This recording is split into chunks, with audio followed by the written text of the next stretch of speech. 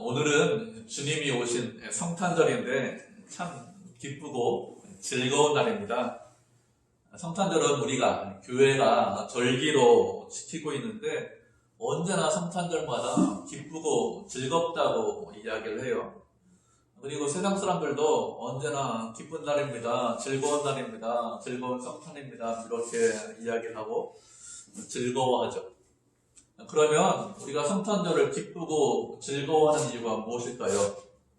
휴일이기 때문에, 쉬는 날이기 때문에 기쁘고 즐겁습니까?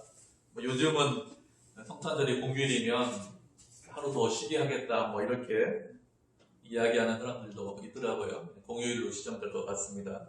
그래서 이렇게 남들과 다르게 쉬니까 즐거운 날일까요? 아니면 성탄절에 선물을 주고받죠. 그래서 선물을 주고받을 수 있기 때문에 그래서 즐거운 날입니까? 아니면 또 다른 이유가 있기 때문에 성탄절이 즐겁고 기쁜 날일까요? 세상 사람들은 선물 때문에 아니면 휴일 때문에 아니면 여러 이유 때문에 기쁘고 즐겁다고 합니다. 그러면 왜 우리는 기쁜 날일까요? 왜 우리는 성탄절이 즐거운 날입니까? 많은 사람들을 보기 때문에 아니면 이렇게 예배드려서 기쁘고 즐거운 날입니까? 왜 우리가 예수님이 오신 그날을 기억하고 기념하고 또 기뻐하고 즐거워하는데 그 이유가 무엇일까요? 26절을 보면 여섯째 달에 천사 가브리엘이 하나님의 보내심을 받았다 이렇게 말씀을 하고 있습니다. 여섯째 달이라는 것은 세례 요한이 어머니 엘리사벳이 세례 요한을 수태한 지 6개월이 지났다. 여섯 번째 달이다. 이렇게 말씀하는 것이죠. 요한은 누구냐면 예수님께서 이 땅에 오시기 전에 그 길을 예비하던 선지자가 요한이죠. 요한은 예수님보다 6개월 먼저 태어났습니다. 그리고 광야에서 외치는 자의 소리로 많은 사람들에게 세례를 베푼 사람이 세례 요한입니다. 이런 요한의 수태 소식을 가브리엘 천사가 알려주었죠. 엘리사벳에게. 그런데 가브리엘 천사가 또 보내심을 받았다 이렇게 말씀하고 있습니다. 누구의 보내심을 받았다고 했습니까? 하나님의 보내심을 받았다 이렇게 말씀을 하고 있습니다. 천사가 그냥 온 것이 아니라 하나님의 보내심을 받아서 갈릴리 나사렛까지 왔습니다. 그러면 하나님께서 천사를 보내신 이유가 무엇입니까? 천사를 보내신 것은 메시아의 탄생을 미리 알리기 위해서 그래서 천사를 보냈습니다. 예수님께서 이 땅에 오셨는데 그냥 오신 것이 아닙니다. 어떻게 하다 보니까 어쩌다 보니까 할 수 없어서 오신 것이 아니죠. 예수님께서 이 땅에 오신 것은 하나님께서 그 아들을 이 땅에 보내주신 것이죠.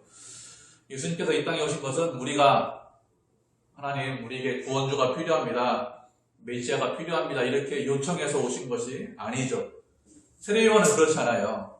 세례 요한은 그 부모가 사가랴와 엘리사벳이 아들이 있기를 자식이 있기를 많이 기도했습니다. 오래 기도해서 기도 응답으로 그렇게 세례 요한이 왔지만 예수님은 그렇지 않습니다. 인간이 요청해서 우리가 요청해서 이 땅에 오신 분이 아닙니다. 예수님께서 이 땅에 오신 것은 삼위 하나님께서 성도, 성령 하나님께서 창세 전에 세상을 만들기 전에 미리 준비하시고 계획하신 것이죠. 영원하신 하나님의 아들이죠. 영원하신 하나님의 아들이신 예수 그리스도를 인간을 구원할, 우리를 구원할 중보자로 미리 정하셨어요. 그리고 그 중보자가 성육신 하시고 십자가에 달려 돌아가심으로 인간을 구원하기로, 인류를 구원하기로 미리 약속하셨습니다. 그 창세전에 삼위 하나님께서 약속하셨는데 그 약속에 따라서 예수님께서 오신 것입니다.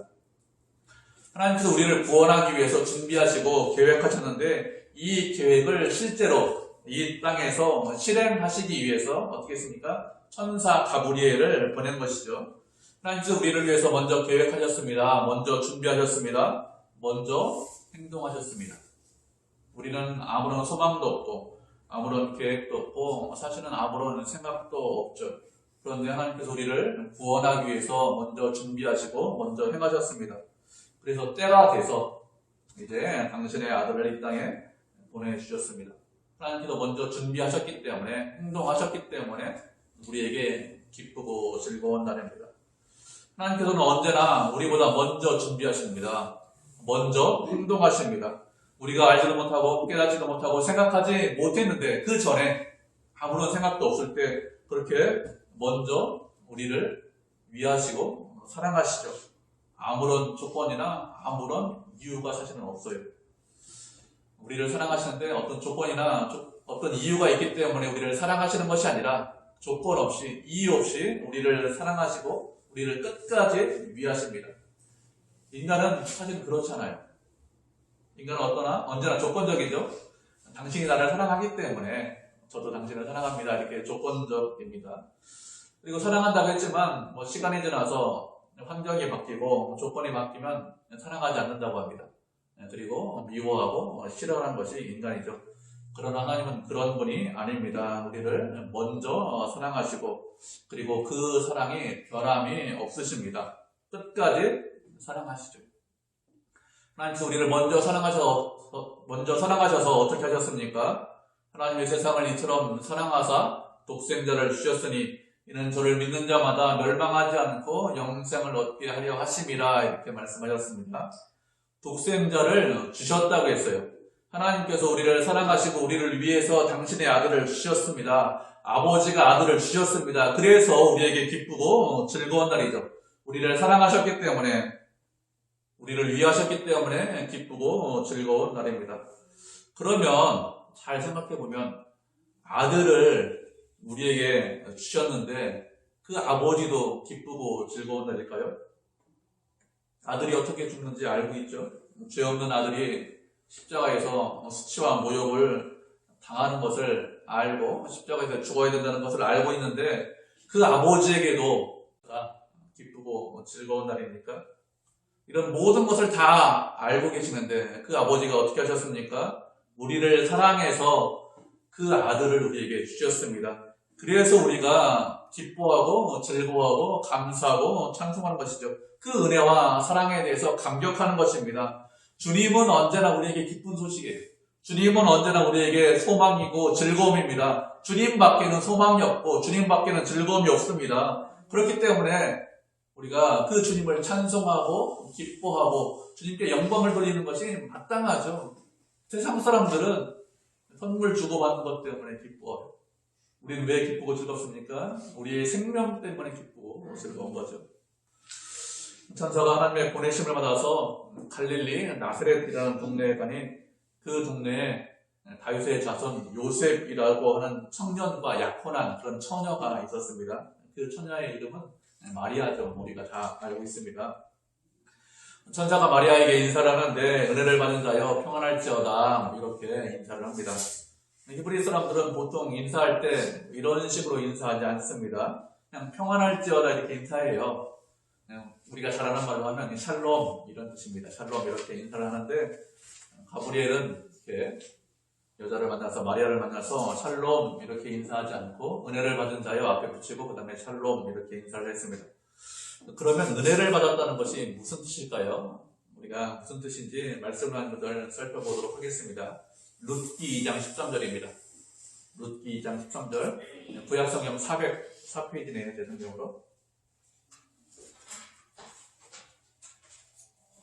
사사기 다음에 룻기죠. 여호수아 사사기 룻기 2장 13절 한 절 말씀이니까 우리 한 목소리로 같이 읽겠습니다. 구약성경 404페이지입니다. 룻기 2장 13절 찾으셨죠? 우리 2장 13절 같이 한 목소리로 같이 읽겠습니다. 시작. 룻이 이르되 내 주여 내가 당신께 은혜 입기를 원하나이다. 나는 당신의 하녀 중에 하나와도 같지 못하오나 당신이 이 하녀를 위로하시고 마음을 기쁘게 하시는 말씀을 하셨나이다 합니다. 아멘. 룻기 2장은 무슨 말씀인가 하면 룻이 시어머니 나오미를 따라서 유대 땅에 왔어요. 먹고 살 게 없으니까 보아스의 밭에 가서 이삭 뜯기를 하는데 이제 보아스를 만나는 그런 장면입니다. 보아스가 룻을 만나서 말하기를 다른 밭에 가서 이삭 굽게 하지 말고 내 밭에서, 보아스 자기 밭에서만 이삭을 주우라고 합니다. 그런 상황에서 룻이 그 보아스를 만나서 말하기를 무엇이라고 말합니까? 당신에게 은혜 있기를 원합니다. 이렇게 동일한 표현이거든요. 이렇게 말을 합니다. 은혜 있기를 원한다는 것이 무슨 뜻인가 하면 당신이 나를 좋게 보기를, 괜찮은 사람으로, 좋은 사람으로 보기를 원합니다. 이런 뜻인데, 이런 말을 약간 좀 돌려서 이렇게 히브리 사람들이 표현을 하는 것입니다. 천사가 말하기를 은혜를 입은 자여 평안할지어다 이렇게 말을 했는데, 이것은 하나님께서 너를 사랑하신다, 너를 기뻐하신다 이런 뜻입니다. 이 말을 하자 마리아가 어떻게 하죠? 마리아가 놀랬다고 했습니다. 천사가 이런 말을 하는데 어쩌미냐, 왜 이런 말을 하느냐 이렇게 하면서 놀랬어요. 왜 그런가 하면 하나님께서 나를 특별하게 생각하신다 이렇게 인사를 하기 때문에 그렇습니다. 마리아는 생각하기를 나는 별로 특별한 사람이 아닌데 이렇게 생각을 하고 있죠. 마리아는 그렇게 특별한 사람이 아닙니다. 갈릴리에 살던 그냥 평범한 그런 처녀입니다. 특별하고 특출난 그런 사람이 아닌데, 그런 사람이 아님에도 불구하고 나에게 왜 이런 식으로 인사할까, 내가 무슨 대단한 사람인가, 이런 마음이 있기 때문에 그래서 놀랬다 이렇게 말을 하는 것입니다. 마리아가 놀라서 두려워하자 천사가 무엇이라고 합니까? 두려워하지 말라 이렇게 말을 합니다. 내가 하나님께 은혜를 받았다고 했습니다. 다른 말로 하면 마리아가 은혜를 입었다는 것이죠. 그러면 마리아가 은혜를 입었다는 것하고 말씀하고 있는데, 은혜라는 것이 무엇일까요? 은혜라는 것은 무엇인가 하면, 은혜라는 것은 하나님께서 인간에게 값없이 주시는 것이 은혜입니다. 하나님께서 세상 모든 사람들에게 은혜를 베풀어 주십니다. 세상 모든 사람들에게 햇빛과 비를 주십니다. 그 사람이 누구든지, 그 사람이 어떤 형편에 처해 있든지 세상 모든 사람들에게 햇빛과 비를 주십니다. 이렇게 세상 모든 사람들에게 주시는 은혜를 무엇이라고 한가 하면 일반 은혜, 일반 은총이라고 합니다. 일반 은혜, 일반 은총 아래 세상 모든 사람들이 있기 때문에 하나님을 알지 못하고 믿지 못하는 사람들도 세상에서 어떤 일을 열심히 하면 그러면 좋은 결과가 있어요. 왜 좋은 결과가 있습니까? 모든 사람이 일반 은혜 아래에 있기 때문에 그렇습니다. 그런데 예수님을 알지 못하는 사람들은 은혜라는 것이 여기까지만 알고 있습니다. 더 이상 은혜라는 것은 없습니다. 예수님을 알지 못하는 세상 사람들은 일반 은총까지만 누릴 수 있습니다. 그런데 어떻게 보면 일반 은총까지만 누리면 그 사람은 은혜가 무엇인지 모르는 사람입니다. 참 은혜를 알기 위해서는 무엇을 알아야 될까요? 하나님께서 주시는 특별 은혜, 특별 은총을 받고 누리고 그 안에 거해야, 그래야 은혜가 무엇인지 알 수 있습니다. 그러면 누가 이런 특별 은혜, 특별 은총을 받을 수 있을까요? 28절에서 무엇이라고 했습니까? 하나님께서 너와 함께 하신다 이렇게 말씀하고 있습니다. 어떤 사람이 은혜를 받을 수 있느냐? 하나님과 함께하는 사람, 그 사람이 은혜를 받을 수 있습니다. 다른 사람이 알지 못하고, 다른 사람이 깨닫지 못하고, 다른 사람이 받을 수 없는 은혜를 누릴 수 있는 사람이 누구냐? 하나님과 함께하는 사람, 그 사람이 다른 사람이 알지 못하고 깨닫지 못하는 그 은혜를 누릴 수 있습니다. 왜 그럴까요? 왜 그런가 하면 은혜라는 것은 하나님께서만 주실 수 있기 때문에 그렇습니다. 은혜의 원천은 누구죠? 은혜의 원천은 하나님이십니다. 다른 무엇이 우리에게 은혜를 줄 수 없어요. 세상에서 힘 있는 사람이 은혜를 주는 거 아니야? 부자가 은혜를 주는 거 아니야? 좋은 환경이 나에게 무엇을 주지 않을까? 이렇게 생각할 수 있는데 그렇지 않습니다. 하나님만이 은혜를 줄 수 있습니다. 하나님만이 은혜의 원천이십니다. 그래서 그 은혜를 받고 누리고 그 은혜 안에 거하기 위해서 어떻게 됩니까? 늘 하나님과 함께 하시고 늘 하나님과 동행하셔야 돼요. 그래야 은혜 안에 거할 수 있습니다. 다른 방법이 없죠.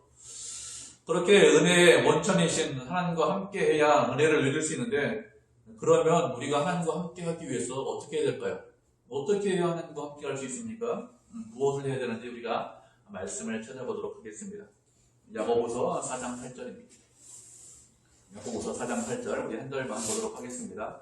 신약성경 374페이지네요.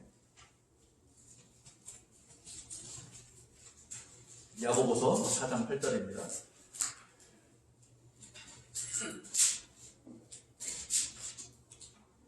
찾으셨죠? 네, 우리 한 절에 한 목소리로 같이 읽겠습니다. 시작. 하나님을 가까이 하라. 그리하면 너희를 가까이 하시리라. 죄인들아 손을 깨끗이 하라. 두 마음을 품은 자들아 마음을 성결하게 하라. 아멘. 야고보 사도가 우리에게 권면하고 있어요. 무엇이라고 권면하고 있습니까? 하나님을 가까이 하라. 이렇게 권면하고 있습니다. 그렇게 하나님을 가까이 하면 그러면 어떻게 하신다고요? 하나님께서도 우리를 가까이 하신다.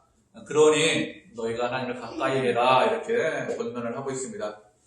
어떤 사람들은 이런 사람들이 있습니다. 하나님을 가까이 할 수 없다 이렇게 생각하는 사람들이 있습니다. 왜 그럴까요? 왜 그런가 하면 하나님께서 크고 두려우신 분이기 때문에 가까이 하지 못합니다. 이렇게 생각합니다. 크고 두려우신 하나님께서 죄와 악을 미워하시는데 그런데 죄인인 우리가 어떻게 감히 하나님을 가까이 할 수 있습니까? 우리는 하나님을 가까이 하지 못합니다. 이렇게 생각합니다. 그런데 그렇지 않습니다. 우리는 주님을 가까이 할 수 있습니다. 어떻게 우리가 주님을 가까이 할 수 있을까요? 하나님은 크시고 두려우신 분인데 우리가 가까이 할 수 있는 이유가 무엇이냐? 예수님께서 이 땅에 오셔서 우리의 모든 죄를 속량하셨기 때문에 그렇습니다. 우리가 죄 용서를 받았기 때문에 그래서 주님을 가까이 할 수 있습니다. 주님은 우리의 죄를 용서하기 위해서 동정녀의 몸에서 태어나셨습니다. 마리아는 처녀인데 처녀의 몸에서 태어나셨어요. 동정녀의 몸에서 태어난 것에 대해서 마태복음에서는 무엇이라고 말씀하고 있죠? 보라 처녀가 잉태하여 아들을 낳을 것이니 그 이름을 뭐라고 하라고요? 임마누엘이라 하라 이렇게 말씀했습니다. 임마누엘이 무슨 뜻입니까? 하나님께서 우리와 함께 계신다 이런 뜻입니다. 예수님께서 이 땅에 오신 이유가 무엇이죠? 우리와 함께 하시기 위해서 이 땅에 오셨습니다. 크고 두려우신 하나님이신데 그 하나님께서 죄인을 용서하시고 그리고 우리를 구원하시고 우리와 늘 함께 하시기 위해서 그래서 이 땅에 오신 거예요. 그러면 우리가 어떻게 됩니까? 우리도 주님과 함께 하기를 원하셔야 됩니다. 주님을 가까이 하셔야 합니다. 주님과 함께하고 가까이 하면 주님께서도 우리를 가까이 하십니다. 그렇게 주님을 가까이 하면 그것이 은혜고 복이죠. 다른 것이 은혜고 복이 아니라 주님과 함께하고 주님을 가까이 하는 것 그것이 은혜고 복입니다.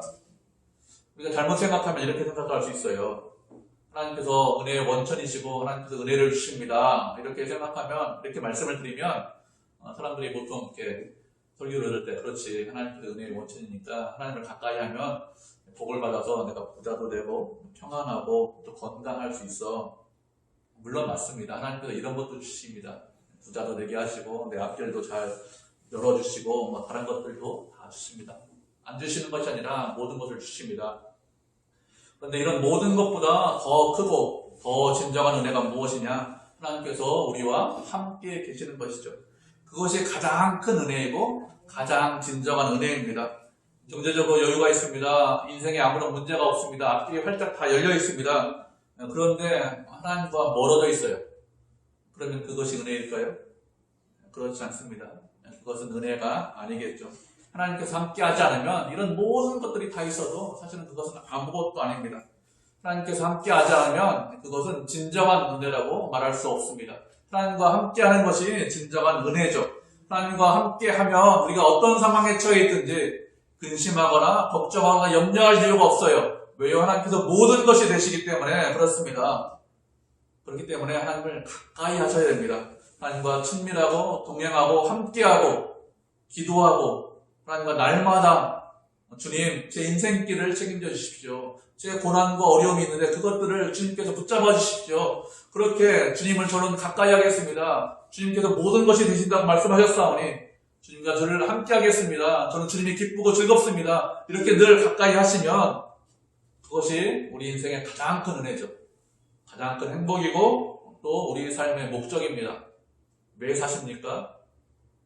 왜 이 땅에서 지내야 될까요? 주님과 늘 함께하고 동행하고 또 주님에게 소망을 두기 위해서 우리가 사는 것이죠. 그렇게 주님과 동행하는 것, 그것이 은혜 받는 자의 삶입니다. 천사가 이렇게 하나님께 은혜를 받았다고 했습니다. 그리고 31절 보니까 보라 내가 잉태하여 아들을 낳을 것인데 그 이름을 예수라 하라 이렇게 말씀하고 있죠. 예수라고 한 이유가 무엇인가 하면 자기 백성을 죄에서 구원할 자이기 때문에 예수라 하라 이렇게 했습니다. 예수님께서 이 땅에 오신 이유가 무엇일까요?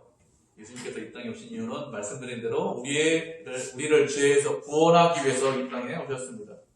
우리에게 가장 중요하고 가장 필요한 것이 무엇입니까?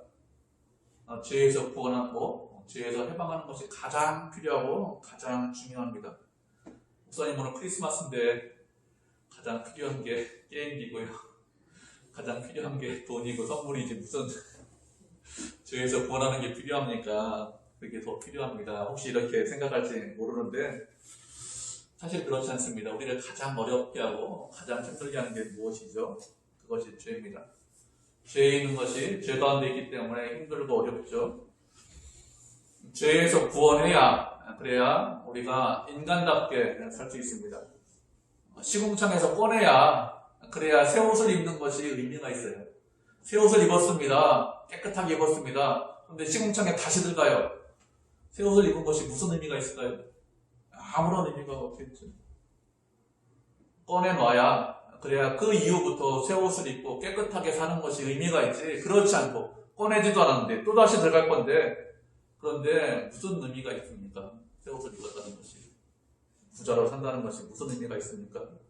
인간답게 살기 위해서 가장 필요한 것이 무엇이죠? 죄에서 구원받는 것입니다. 그래서 우리를 구원하기 위해서, 우리를 진정한 인간답게 살게 하기 위해서 서로 사랑하고 기뻐하고 즐거워하고 그렇게 살게 하기 위해서 시기하고 미워하고 질투하는 것이 아니라 서로 위하고 하나가 되게 하기 위해서 그래서 이 땅에 오셨습니다.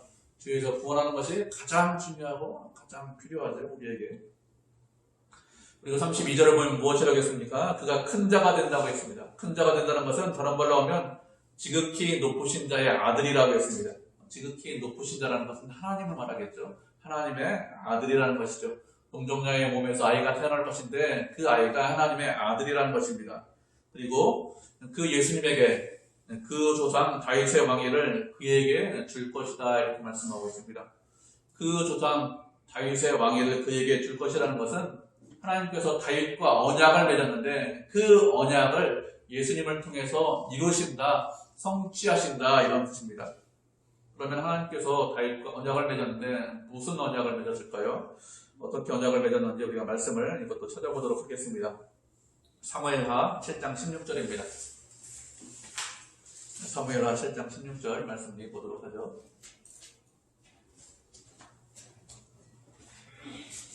구약성경 494페이지니까요. 사무엘하니까요. 494페이지 정도 있습니다. 사무엘하 7장 16절 말씀 한 절, 그 앞에부터 다윗 언약인데 16절 한 절만 보도록 하겠습니다. 16절. 사무엘하 7장 16절 찾으셨죠? 같이 한 목소리로 같이 읽겠습니다. 시작. 내 집과 내 나라가 내 앞에서 영원히 굳은대로 내 왕위가 영원히 견고리라 쳤다 하라. 아멘. 하나님께서 다윗과 언약을 맺으신 것입니다. 다윗의 집과 다윗의 나라가 영원히 보존되고 그 다윗의 왕권이 영원히 견고할 것이다 이렇게 말씀하고 있습니다. 이 언약이 누구를 통해서 성취된다고요? 예수 그리스도를 통해서 성취된다는 것입니다. 마리아를 통해서 아이가 태어날 것인데 이 아이가 영원히 야곱의 집에 왕이 되어서 다스릴 것입니다. 그리고 그 나라가 무궁할 것이라고 했습니다. 야곱의 집을 통치하는데 이스라엘을 통치하고 다스리는데 영원히 통치하고 다스린다 이렇게 말씀하셨습니다. 영원히 다스린다는 것은 예수님께서 우리의 영원한 왕이 되신다 이런 뜻입니다. 그 나라가 조금 있다가 사라지는 그런 나라가 아니라는 뜻입니다. 그래서 세상 역사를 한번 살펴보시기 바랍니다. 나라가 일어났다가 망해요. 조선이 일어났다가 망하죠. 고려가 일어났다가 망합니다. 장구할 것 같은데 길게 보면 일어났다가 망하는 것이 세상의 역사입니다. 그런데 하나님의 나라, 예수 그리스도가 통치하는 나라는 그런 나라가 아니라는 것입니다. 그 나라는 영원하고 무궁하고 장구하다 이렇게 말씀하셨습니다. 예수님께서 이 땅에 우리를 통치하는 왕으로 오셨는데 그 나라는 영원한 나라이고 무궁한 나라입니다. 그런데 영원한 나라의 왕이고 평화의 왕이고 우리를 통치하는 왕인데 그 왕과 나하고 상관이 없으면 아무런 관계가 없죠. 그러면 그 나라가 영원한지 말든지 무슨 문제가 있습니까? 그런데 그 나라는 나와 상관없는, 나와 관계없는 그런 나라가 아니라 어떤 나라입니다. 어떤 나라입니까? 나와 관계 있고 나와 상관이 있는 나라입니다. 그래서 우리가 기뻐하고 즐거워하는 거예요. 하나님께서 우리를 어떻게 했습니까? 당신의 백성으로 불러주셨습니다. 그 나라 안에, 그 나라 백성으로 예수님의 영원한 통치 안에 들어올 수 있도록 해주셨습니다. 은혜 안에 머물 수 있도록 하셨어요. 예수님께서 이 땅에 오심으로, 왕이 되심으로 우리가 그 나라의 백성이 되었습니다. 영원한 통치 안에 있다는 것은 다른 말로 하면 무슨 뜻이냐? 예수님께서 영원히 우리를 책임지신다, 이런 뜻입니다.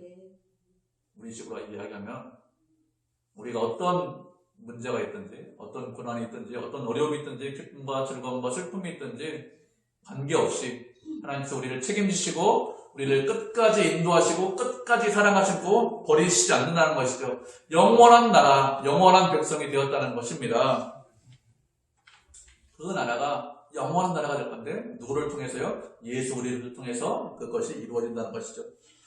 가브리엘이 내가 잉태하여서 아들을 낳을 것이라고 합니다. 그러자 이 말을 들은 마리아가 무엇이라고 합니까? 34절을 보면 나는 남자를 알지 못하는데 어찌 이런 일이 있을 수 있습니까? 이렇게 이야기를 합니다. 처녀죠. 남자를 알지 못하는데 잉태할 것이라고, 아이를 가질 것이라고 말을 했기 때문에 처녀의 몸에서 어떻게 아이가 나올 수 있습니까? 이렇게 하면서 믿을 수 없는 일이라고 말을 합니다. 당연한 반응이겠죠. 아이를 갖는 것이 정상적인 부부인 때만 아이를 낳을 수 있지 처녀가 아이를 낳을 수는 없습니다. 그래서 천사가 말을 했지만 그 말을 믿지 못하겠다고 이야기를 합니다. 이렇게 천사의 말을 믿지 못하자 가브리엘이 계속해서 말하기를 성령이 내게 임할 것이고 지극히 높으신 이의 능력이 너를 덮을 것이다, 이렇게 말씀을 하고 있습니다. 인간의 힘으로, 세상적인 능력으로 그렇게 되는 것이 아니라 하나님께서 당신의 힘으로, 당신의 능력으로 그렇게 하신다는 것입니다. 그러면서 누구에 대해서 이야기를 합니까? 엘리사벳에 관해서 이야기를 해요. 엘리사벳이 늙었는데 나이가 많았는데 임신했다고 했습니다. 그녀가 임신하지 못한다는 것은 이미 마리아도 알고 있죠. 사가랴와 엘리사벳이 오랫동안 기도했습니다. 그런데 이제 나이가 너무 많이 들어서 임신하지 못한다는 것을, 임신이 불가능하다는 것을 이제 마리아도 알고 있습니다. 그런데 어떻게 되었습니까? 임신해서 6째 달이 되었다, 이렇게 말씀하고 있죠. 나이 많은 엘리사벳 몸 안에 아이가 있다는 것이죠. 그러면서 37절에 보면 이렇게 말씀하고 있습니다. 대저 하나님의 모든 말씀은 능하지 못하심이 없다, 이렇게 말씀하고 있죠. 하나님께서는 불가능한 것이 없다는 것입니다. 하나님께서 말씀하시면 그 말씀하신 모든 것이 다 이루어진다는 것이죠. 우리는 우리의 지식이나 우리의 경험이나 우리의 생각에 비추어서 하나님에 대해서 제한하려고 하면, 하나님에 대해서 이해하려고 하면 그것은 잘못된 이해가 될 수 있습니다. 하나님 우리의 생각 밖에 계시는 분이죠. 우리는 보통 이렇게 생각합니다. 하나님 이것은 가능하고 혹시 이것은 못하시겠지, 이렇게 생각할 수 있습니다. 그렇지 않죠. 하나님은 세상을 창조하신 분입니다. 우리를 창조하시고 세상 모든 만물을 주관하시고 섭리하시는 분입니다. 하나님은 길이 없는 곳에 뭘 내시죠? 길을 내세요. 물이 없는 곳에 무엇을 내십니까? 샘을 내시는 분입니다. 우리의 경험과 지식과 생각 밖에 계신 분입니다. 하나님을 제한한다면, 우리의 생각 안에 가두어둔다면 그것은 잘못된 생각이죠.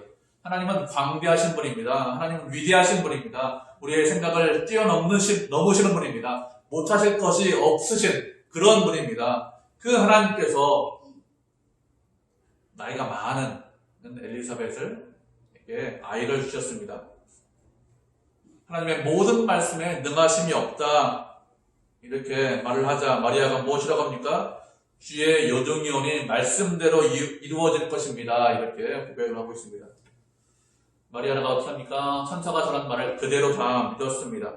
그렇게 말씀을 그대로 믿는 것이 무엇이죠? 그것이 믿음입니다.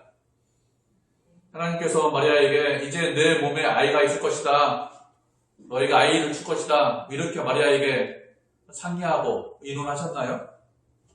그렇지 않죠.